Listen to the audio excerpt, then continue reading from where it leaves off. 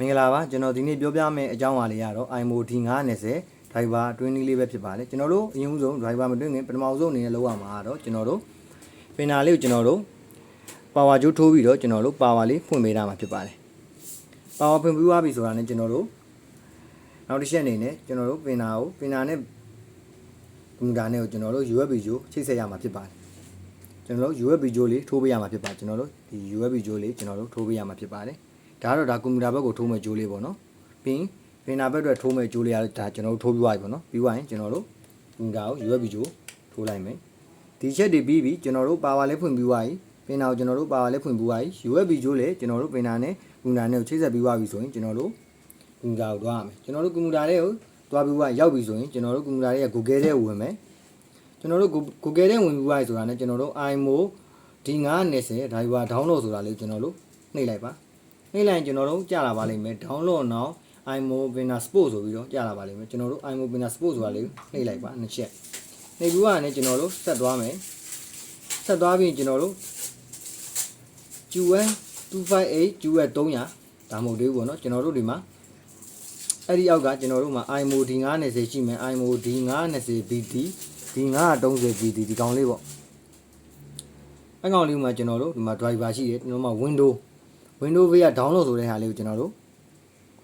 download ဆိုတာလေးကိုကျွန်တော်နှိပ်လိုက်မယ်နော်ဒီ level pinner လေးကို down ပေးရမှာနော်ကျွန်တော်တို့ဟိုပေါ်တော့မှားပြီးတော့ကျွန်တော်မှာ QS 258တို့ QS 300လို့ကျွန်တော်တို့ down လို့မရဘူးပေါ့နော်ကျွန်တော်တို့ဒီမှာ IMO D920 နာမည်ပါတဲ့ဟာလေးမှာကျွန်တော် down မှာပြပါတယ်ကျွန်တော် down ဖို့အတွက်ကျွန်တော်တို့ဒီမှာ Windows ဆိုတာရှိတယ် Windows မှာ download ဆိုတာလေးရှိတယ်ပေါ့နော်ဒါလေးကိုကျွန်တော်တို့နှိပ်လိုက်ပါနှစ်ချက်နှိပ်လိုက်ပါနှိပ်ပြီးရင်ကျွန်တော်တို့အပေါ်ဆုံးမှာမြားလေးရှိတယ်ဒီမှာကျွန်တော်တို့ကြာလာမှာဖြစ်ပါတယ်ကျွန်တော်တို့ down နေရလေးက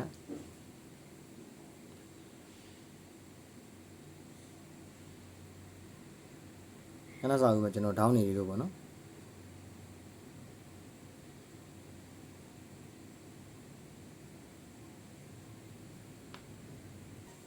ဟုတ်ကဲ့အခုဆိုရင်ကျွန်တော်တို့ down ထားရလေးပြည့်သွားပြီပေါ့နော်ဒါပြီးရင်ကျွန်တော်တို့ဒီ file လေးထဲဝင်လိုက်မယ်ခဏစောင့်မယ်ပြီးရင်ကျွန်တော်တို့ပေါ်ဆုံးမှာ level winner driver win ဆိုတာလေးရှိတယ်ပေါ့နော်အဲ့ဒါလေးတွေကိုကျွန်တော်တို့နှစ်ချက်နှိပ်ပြီးဝင်မယ်ပြီးရင်ကျွန်တော်တို့မှာ level winner driver win ဝင်ရှိတယ်နောက်တစ်ခါထပ်နှိပ်မယ်နောက်တစ်ခါနှစ်ချက်ထပ်နှိပ်မယ်ပြီးရင်အပေါ်ဆုံးမှာ level winner driver စစ်တက်ဆိုတာလေးကိုထပ်အပ်ဆိုတာလေးကျွန်တော်တို့နှစ်ချက်နှိပ်လိုက်မယ်နှိပ်ပြီးရင်ကျွန်တော်တို့ဒီမှာ run ဆိုတာလေးနှိပ်မယ်ဒါပြီးခဏလေးစောင့်ပေးပါ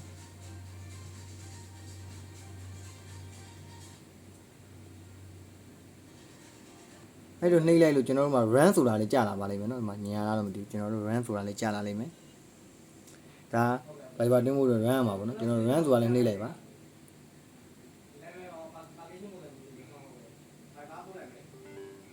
ပြီးကျွန်တော်တို့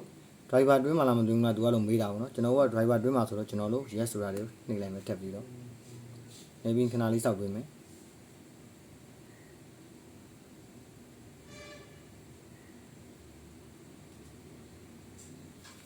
yes ဆိုတာလေးပြီးရင်ကျွန်တော်တို့မှာ language ယူခိုင်းတာမလို့ကျွန်တော်မှာအင်္ဂလိပ်ဆိုတော့အင်္ဂလိပ်ပဲထားလိုက်မယ်နော်ကျွန်တော်ထားပြီးသွားရင်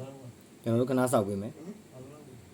သူကနည်းနည်းတော့ကြာတယ်ပေါ့နော်ကျွန်တော် line ကြောင်းလေးပါမှာပေါ့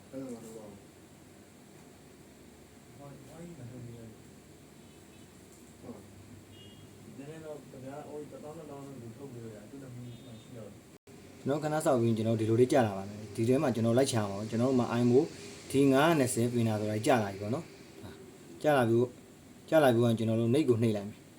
နှိပ်ကိုနှိပ်ပြီးရင်ကျွန်တော် USB ဂျွန်းချိတ်ဆက်ထားတာမှာ USB configuration ကိုထားရမှာဖြစ်ပါတယ်ပေါ့နော်ဒါကျွန်တော် USB ချိတ်ဆက်ထားတဲ့အတွက်နှိပ်မယ်ပြီးရင်နှိပ်စွာလေးထပ်နှိပ်မယ်ပြီးရင်ခဏစောင့်ပေးမယ်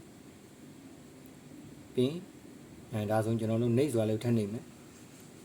ပြီးရင်ဒီမှာခြာလေးပေါ့နော်ကျွန်တော်တို့ပြီးရင်ကျွန်တော်တို့ finish ဆိုတာကျွန်တော်နှိပ်လိုက်မယ်နှိပ်ပြီးရင်ကျွန်တော်တို့ဒီမှာကွန်ပျူတာကိုကျွန်တော်တို့ reset ပြန်လုပ်ခိုင်းတာပေါ့နော်ဒါဆိုကျွန်တော်တို့ finish ဆိုတာကျွန်တော်နှိပ်လိုက်ပါပြီးခဏလေးစောင့်ပေးပါပြီးရင် restart way လုပ်လိုက်ပါသူစနေပြန်ပုံသွားမှာဖြစ်ပါတယ်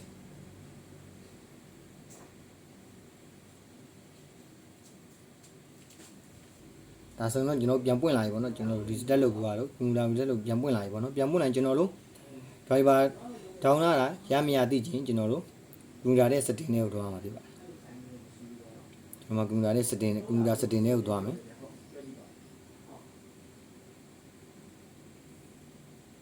ကွန်ပျူတာ setting နဲ့ရအောင်ရင်ကျွန်တော်တို့ဒီမှာ Bluetooth device ဆိုတာလေးရှိတယ် Bluetooth device ဆိုတာလေးနှိပ်လိုက်မယ်ပြီးသွားရင်ကျွန်တော်တို့မှာ printer ရဲ့ scanner တွေတွေ့တယ်ပေါ့နော်ကျွန်တော်တို့ဒါလေး touch နှိပ်လိုက်မယ်နေပြီးတော့ကျွန်တော်တို့ဒီမှာပေါ်လာပြီပေါ့နော်မှာ iMode